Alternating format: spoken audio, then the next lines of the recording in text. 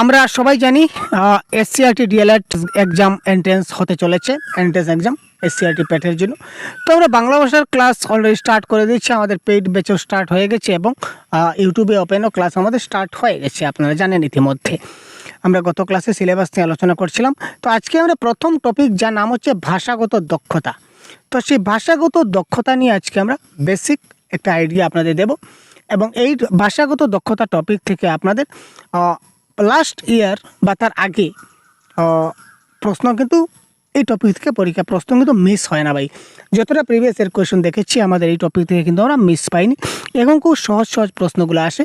যদি আপনারা বেসিক কনসেপ্টগুলো জানুন তাহলে প্রশ্নগুলো আপনারা সলভ করতে পারবেন। তো আমরা প্রিভিয়াস এর কোয়েশন আপনাদের দিয়ে দেবো, সবগুলো দিয়ে দেবো। তো চলুন আমরা আজকের যে মূল কনসেপ্ট ইজ পাওয়ার। তো আজকের এই ভাষাগত দক্ষতা বা ল্যাঙ্গুয়েজ স্কিলের মূল কনসেপ্ট নিয়ে আমরা আলোচনা করি।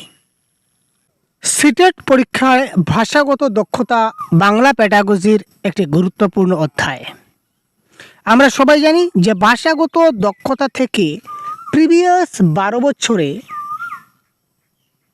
অনেকগুলো প্রশ্ন পরীক্ষায় এসেছিল, 100+ কোয়েশন কিন্তু প্রিভিয়াস 12 বছরে এসেছিল। ল্যাঙ্গুয়েজ 1, ল্যাঙ্গুয়েজ 2, পেপার 1, পেপার 2 সবগুলা মিলিয়ে। তো এই ভাষাগত দক্ষতা টপিক থেকে আমাদের পেপার 1, পেপার 2, ল্যাঙ্গুয়েজ 1, ল্যাঙ্গুয়েজ 2 প্রত্যেকটাতে কিন্তু আমাদের পরীক্ষায় প্রশ্ন আসে। তো এই পয়েন্টটা খুব গুরুত্বপূর্ণ, আপনারা দেখতে থাকুন। আজকে আমি আপনাদের এই ভাষাগত দক্ষতার একটা বেসিক আইডিয়া বলতে পারেন, বেসিক আইডিয়া দিতে চলেছি। পরবর্তী সময় তার বিস্তারিত ক্লাস আরও আসবে, ঠিক আছে? চলুন আমরা এবার মূল ক্লাসে চলে যাই। এবারে আমরা আলোচনা করব ভাষাগত দক্ষতা। তো ভাষাগত দক্ষতার আমরা জানি 4 স্তম্ভ রয়েছে। কি আমরা আগে একবার দেখে নিই। ভাষাগত দক্ষতার কয়টা স্তম্ভ? 4টা স্তম্ভ। কি স্যার? এক নম্বর হচ্ছে লিসেনিং, মানে শ্রবণ দক্ষতা, ঠিক আছে? তারপর হচ্ছে আমরা যাকে কথন দক্ষতা বলি বা বক্তৃতা দক্ষতা বলা হয়, কথন দক্ষতা বা বক্তৃতা দক্ষতা মানে স্পিকিং। তারপর হচ্ছে রিডিং স্কিল বা পঠন দক্ষতা। তারপর হচ্ছে লিখন দক্ষতা বা রাইটিং স্কিল। আচ্ছা, এবার স্যার ভাষাগত দক্ষতাটা আসলে কি? ভাষা মানুষের ভাব, অনুভূতি, চিন্তা এবং অভিজ্ঞতা প্রকাশের একটা মাধ্যম। এই ভাষার মাধ্যমে আমরা কি করি? এই যে আমরা যে ভাষা মানে কি? আসলে মনের ভাব প্রকাশ করার মাধ্যমকেই তো ভাষা বলা হয়। তো এই ভাষার দ্বারা আমরা মানুষের মনের ভাব, আমাদের অনুভূতি, আমাদের চিন্তা এবং আমাদের অভিজ্ঞতা আমরা কি করতে পারি? একজন আরেকজনের সঙ্গে আমরা শেয়ার করতে পারি। যদি আমি ভাষায় কিছু কথা বলি তাহলে আমার কথাটা অন্য কেউ একজন বুঝতে পারবে। যদি আমি ভাষায় কথা না বলি তাহলে অন্য কেউ আমার কথাটা বুঝতে পারবে না। ক্লিয়ার? ভাষাকে সঠিকভাবে ব্যবহার করার ক্ষমতাকেই ভাষাগত দক্ষতা বলা হয়। এই ভাষাগুলোকে সঠিকভাবে ব্যবহার করতে হবে। আর এই সঠিকভাবে কি করে ব্যবহার করতে হয় এই জানতে গেলে আমাদের শ্রবণ দক্ষতা, কথন দক্ষতা, পঠন দক্ষতা এবং লিখন দক্ষতা আমাদেরকে জানতে হবে। ক্লিয়ার? এবার আমরা ছোট ছোট করে আজকে সবগুলা একটু একটু করে দেখব। শ্রবণ দক্ষতাটা আসলে কি? আমরা আজকে ছোট ক্লাস দিচ্ছি, ডেমো ক্লাস। তো শ্রবণ দক্ষতাটা আসলে কি? এই শ্রবণ নিয়ে কিন্তু একটা ডিটেল ক্লাস থাকবে। পরবর্তী সময়ে আপনারা শ্রবণ নিয়ে একটা পুরো ক্লাস পাবেন। তাছাড়া কথন নিয়ে একটা পুরো সম্পূর্ণ বিস্তারিত 30 মিনিটসের আলোচনা থাকবে। পঠন নিয়ে আরেকটা 30 থেকে 40 মিনিটস থাকবে MCQ সহ। লিখন দক্ষতা থেকেও আরেকটা ক্লাস থাকবে। আজকে আমরা ছোট্টভাবে একটু বেসিক ধারণাটা জানার চেষ্টা করি।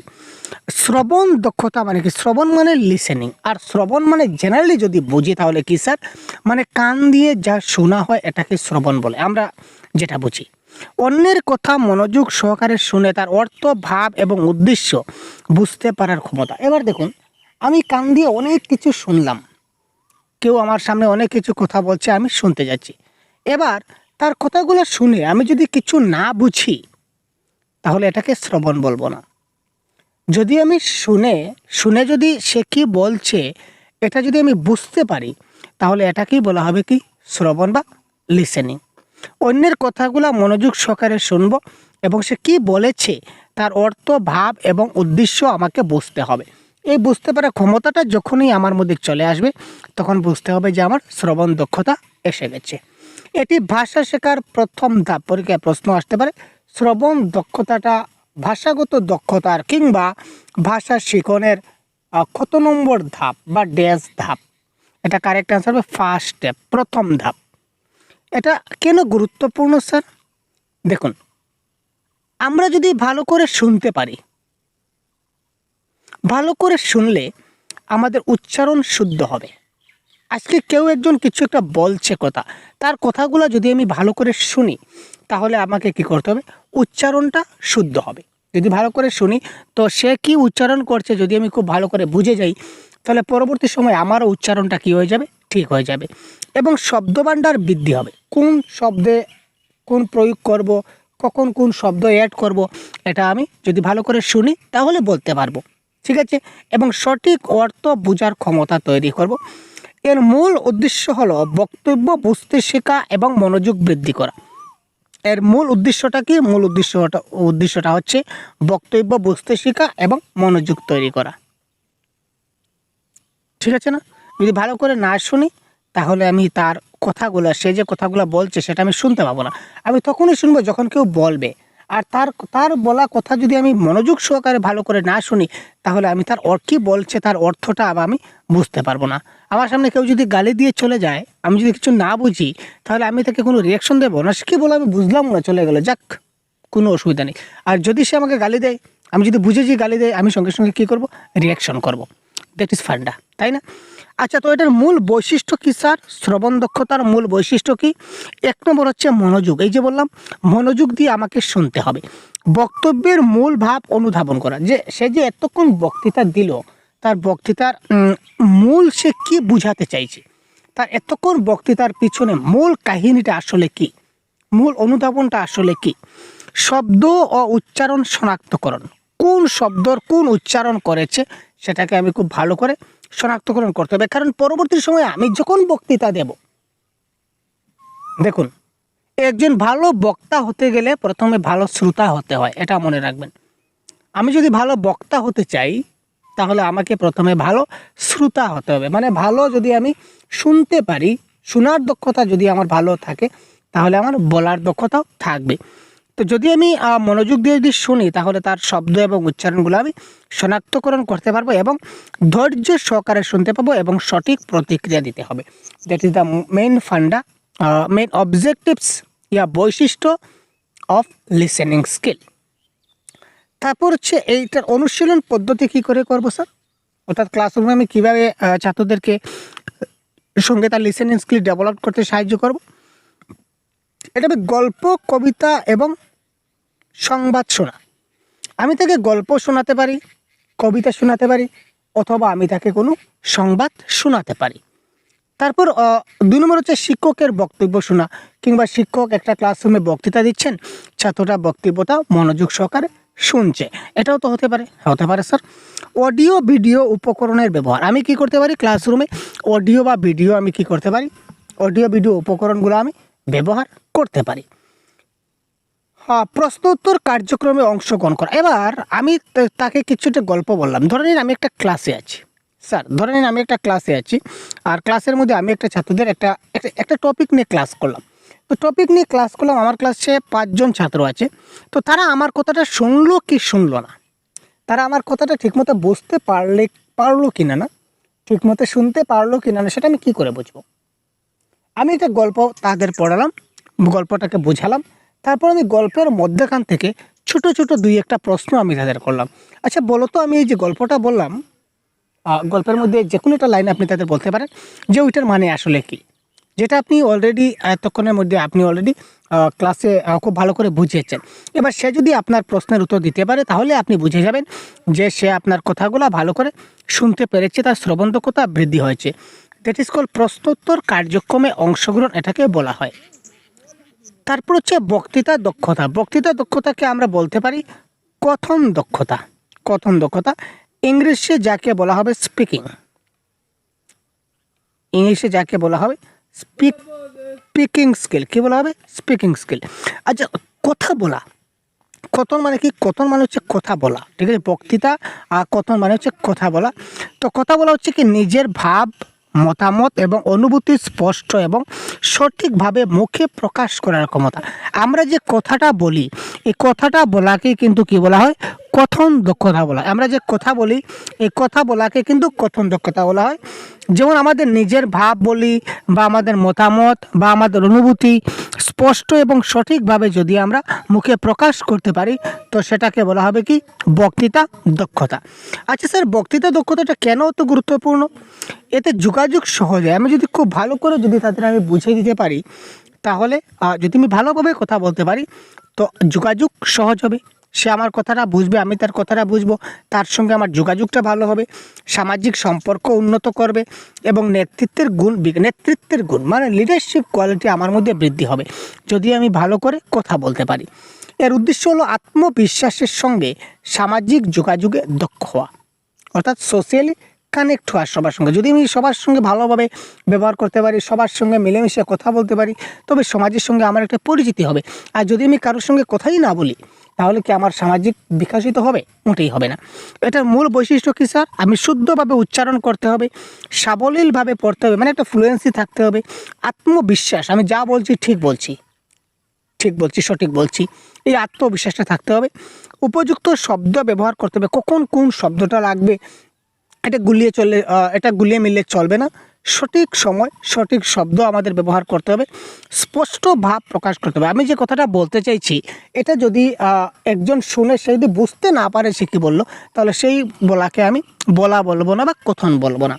আমি যা জিনিসটা বলতে চাইছি ওইটা যদি আরেকজন খুব ভালো করে বুঝতে পারে, আমি যেটা এক্সিটিস বলতে চাইছি এটা যদি ফুটিয়ে উঠে বা এই জিনিসটা যদি অন্য কেউ স্পষ্টভাবে বুঝতে পারে, সেটা হচ্ছে দক্ষতা। যেমন এই যে আমি ক্লাস নিচ্ছি, আমি কিন্তু কথা বলছি, আপনারা যদি আমার কথাটা বুঝতে পারেন ভালো করে, তাহলে এটাকে আপনাদের লিসিং স্কিলটা হয়েছে, আপনাদের শ্রবণ দক্ষতা হয়েছে এবং আমি যে বলছি আমার কথন দক্ষতা হয়েছে।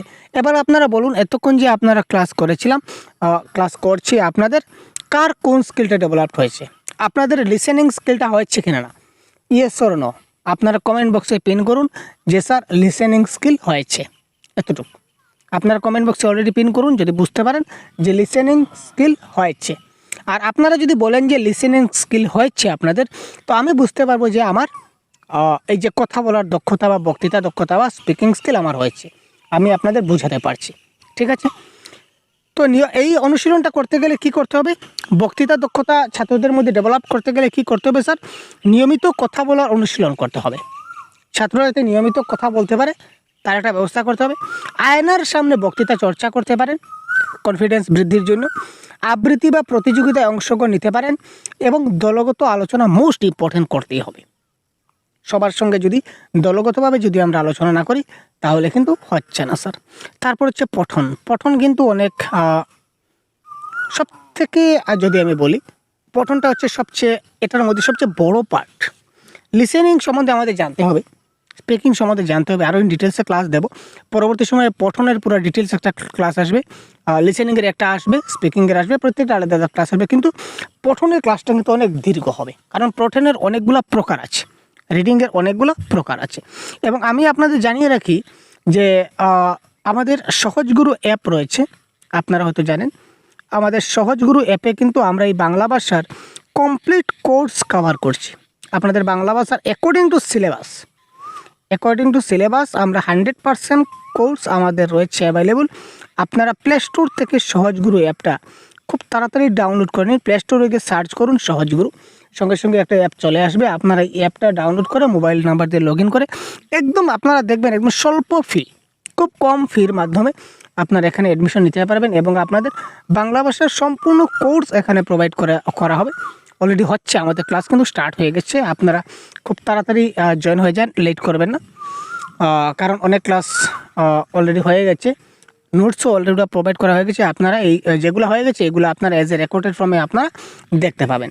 আর যে ক্লাসগুলো আসবে আপনারা নোটিফিকেশন অ্যাডমিশন নেওয়ার সঙ্গে সঙ্গে আপনারা পেতে থাকবেন হোয়াটসঅ্যাপ গ্রুপের মাধ্যমে। আমরা আপনাকে হোয়াটসঅ্যাপ গ্রুপে অ্যাড করে দেবো। তো দেরি নেই ভাই, খুব তাড়াতাড়ি আপনারা সহজগুরু অ্যাপটা ডাউনলোড করে আমাদের কোর্সে খুব তাড়াতাড়ি জয়েন হয়ে যান।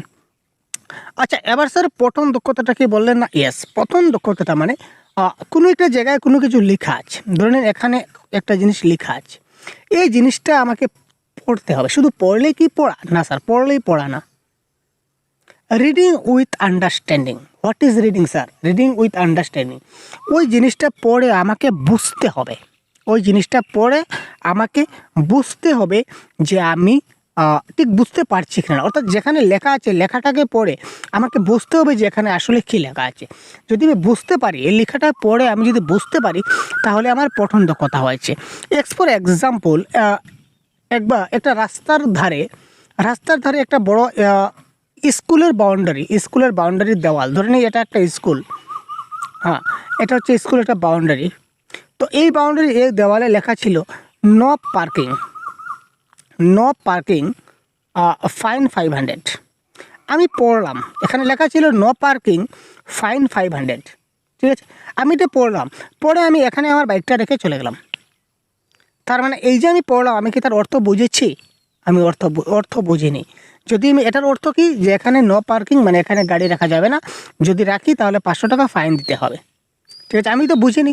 যদি বুঝতাম তাহলে কি 500 টাকা দেওয়ার জন্য কি আমি এখানে গাড়ি রাখতাম? মোটেই না। তো আমি জিনিসটা বুঝিনি, যার কারণে বাইক রেখেছি। তো এই ধরনের যে কোনো লেখা যেখানে থাকবে, ওই লেখাটা পড়ে আমি যদি বুঝতে পারি, তাহলে ভেবে নেব যে আমার পঠন দক্ষতা হয়েছে।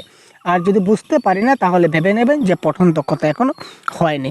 লিখিত ভাষা পড়ে তার অর্থ এবং ভাব অনুধাবন করার ক্ষমতা। যে লিখিত ভাষা আছে, ওই লিখিত ভাষাটা পড়ে তার অর্থ এবং তার ভাব অনুধাবন করতে হবে আমাদের। পড়ার অনেক ধরনের পঠন আছে, এই নিয়ে আমি পরবর্তী সময় আলোচনা করব আপনাদের। নীরব পঠন আছে, সরব পঠন আছে, তারপর স্কিমিং আছে, স্ক্যানিং আছে, ইন্টেনসিভ আছে, এক্সটেনসিভ আছে, বিভিন্ন ধরন আছে। আমি পরবর্তী ক্লাসে পুরোটা ডিসকাস করব। স্যার, এটা কেন গুরুত্বপূর্ণ পঠন দক্ষতাটা? এটা জ্ঞান বৃদ্ধি পায়, ভাষার গঠন শেখা যায় এবং কল্পনা শক্তি এবং চিন্তা শক্তি বিকশিত হয়। এটা কী হবে? আমাদের জ্ঞান বৃদ্ধি পাবে, ভাষার গঠন শেখা যাবে এবং কল্পনা শক্তি এবং চিন্তা শক্তির বিকশিত হবে। মূল বৈশিষ্ট্য স্যার, শুদ্ধ এবং সাবলীল পাঠ, শুদ্ধ এবং সাবলীলভাবে পড়তে হবে, দ্রুত পড়ার ক্ষমতাটা রাখতে হবে, অর্থাৎ পড়ার একটা সিকোয়েন্স রাখতে হবে। ঠিক আছে, একদম মানে আটকে পড়লে চলবে না। বিরাম চিহ্নের সঠিক ব্যবহার পড়তে হবে পড়ার সময়, যে কোথায় দাঁড়িয়ে আছে, কোথায় কমা আছে, দাঁড়িতে কত সময় থামতে হয়, কমাতে কত সময় থামতে হয়, এই জিনিসগুলো আমাদেরকে একটু ভালো করে নজর রাখতে হবে।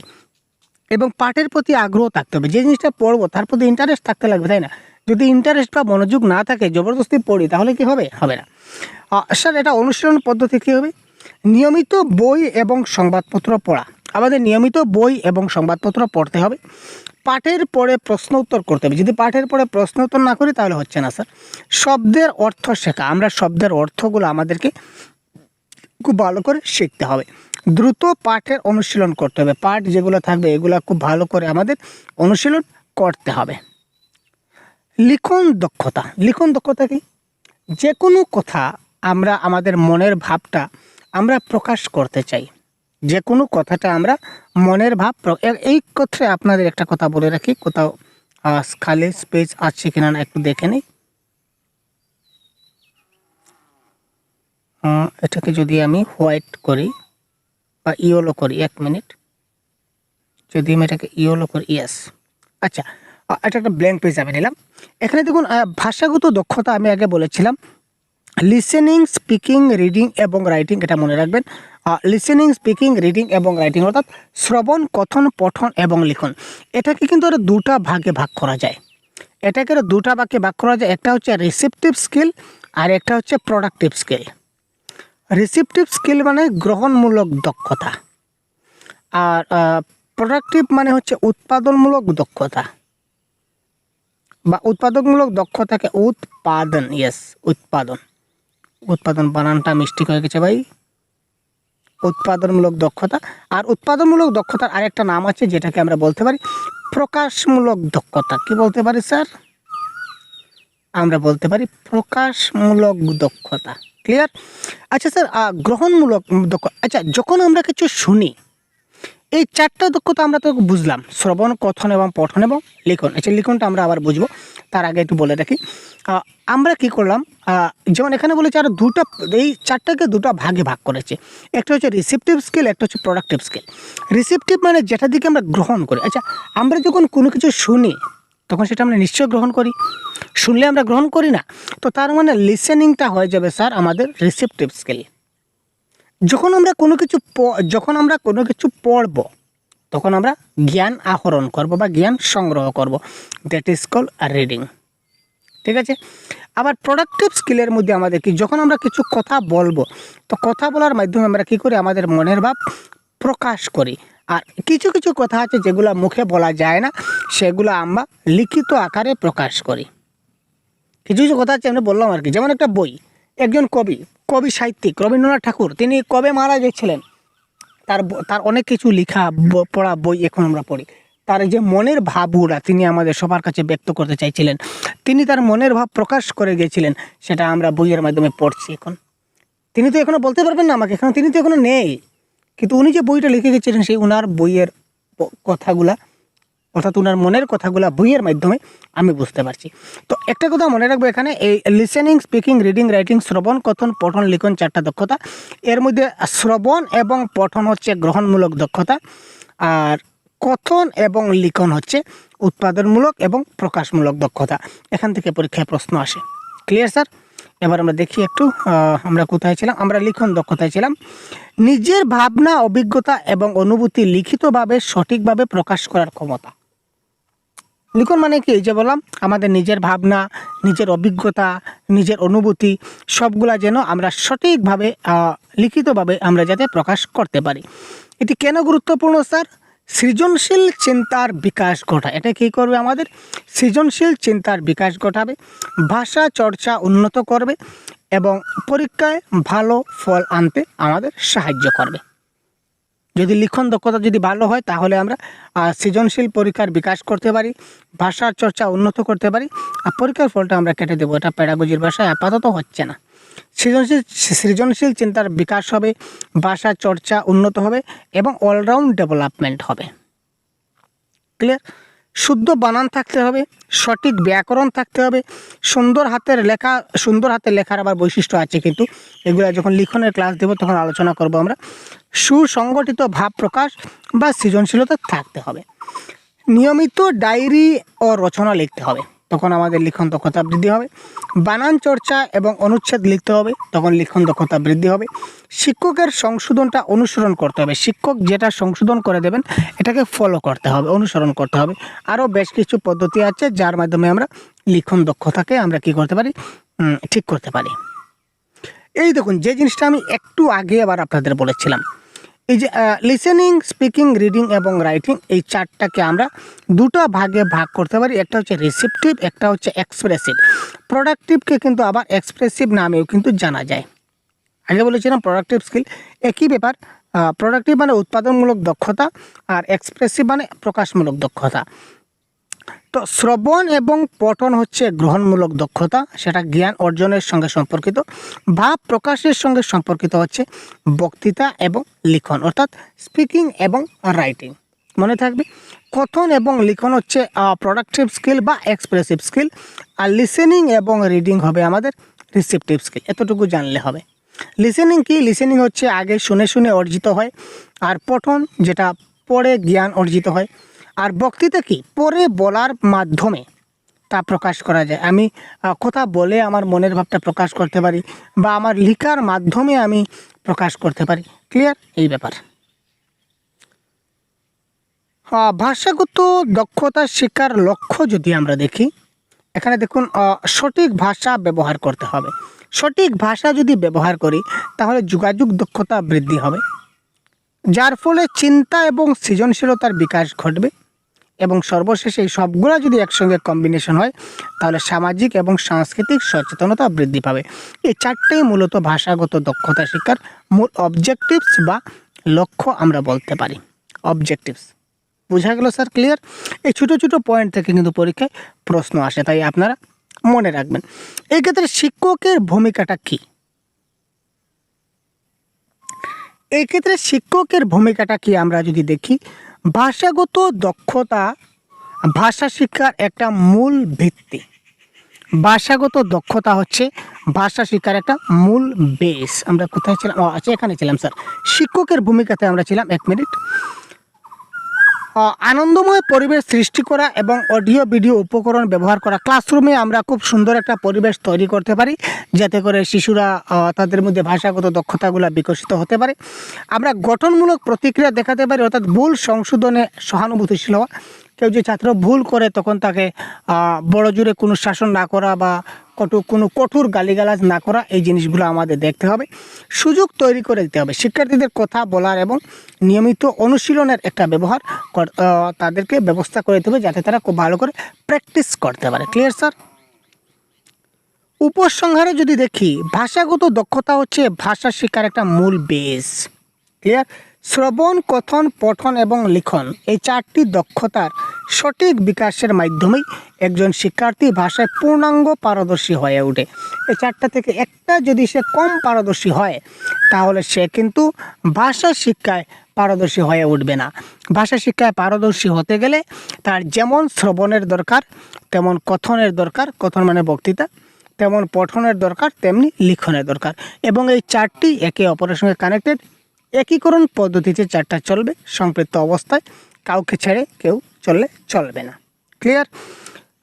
কোনো একটি স্তম্ভ দুর্বল হয়ে পড়ে কাঠামোটি ভেঙে যায়। এই যে স্তম্ভটা দেওয়া আছে দেখুন, 3টা স্তম্ভ, এই স্তম্ভটা যদি দুর্বল হয়ে যায় তাহলে উপরের এই বলটা কিন্তু ভেঙে পড়ে যাবে।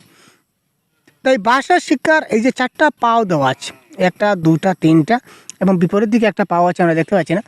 এই 4টা পাও দেওয়া আছে ভাষা শিক্ষার, 4টা পাও 1 2 3 এবং বিপরীত দিকে একটা আছে যেটা দেখতে পাচ্ছি না।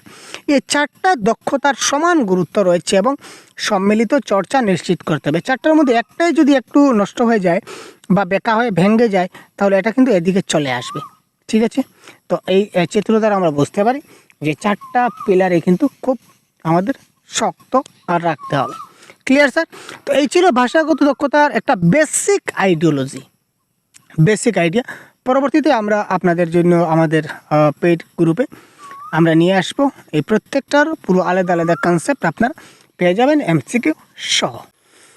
আপনারা সবাই জানেন যে আমাদের পেইড ব্যাচ অলরেডি স্টার্ট হয়ে গেছে। তো আপনারা চাইলে এক্ষুনি সহজগুরু আমাদের অ্যাপটা ডাউনলোড করে নিন প্লে স্টোর থেকে। সহজগুরু অ্যাপ প্লে স্টোর থেকে ডাউনলোড করলে আপনারা আপনাদের কোর্স পেয়ে যাবেন এবং এই কোর্সে আপনারা এনরোল হয়ে যান খুব তাড়াতাড়ি। এই কোর্সে আপনাদের কমপ্লিট কোর্স, বাংলার যেটা কোর্স রয়েছে বাংলা সম্পূর্ণ কোর্স আপনারা পেয়ে যাবেন। সঙ্গে থাকবে ডিজিটাল PDF নোটস, যেগুলো আপনারা ডাউনলোড করতে পারবেন না কিন্তু আপনারা পড়তে পারবেন। ঠিক আছে? আপনারা প্রত্যেকটা নোটস আপনারা স্টাডি করতে পারবেন, ভ্যালুয়েবল নোটস থাকছে। তাছাড়া মক টেস্ট, পর্যাপ্ত পরিমাণ মক টেস্ট দেওয়া হচ্ছে এবং প্র্যাকটিস সেট থাকবে এবং সঙ্গে থাকবে ডাউট সেশন আমরা রাখবো। দেরি কিসের? খুব তাড়াতাড়ি আপনারা প্লে স্টোর থেকে অ্যাপটা ডাউনলোড করে নিন এবং ডাউনলোড করতে যদি কোনো সমস্যা হয় বা আমাদের কোর্স সম্বন্ধে যদি আরও বিস্তারিত কিছু আপনাদের জানার থাকে তাহলে অবশ্যই আপনারা এই যে হোয়াটসঅ্যাপ নাম্বার দেখতে পাচ্ছেন, আপনারা এই হোয়াটসঅ্যাপ নম্বরে আমাদের সঙ্গে যোগাযোগ করতে পারেন। ঠিক আছে? আজই আপনাদের প্রস্তুতি শুরু করুন এবং আপনাদের পরীক্ষায় একটা নিশ্চিত স্কোরিং আপনারা নিয়ে আসুন, এ প্রত্যাশা রাখছি। আজকের ক্লাস এই পর্যন্তই। কেমন লাগলো কমেন্টের মাধ্যমে অবশ্যই জানাতে ভুলবেন না। ধন্যবাদ। জয় হিন্দ।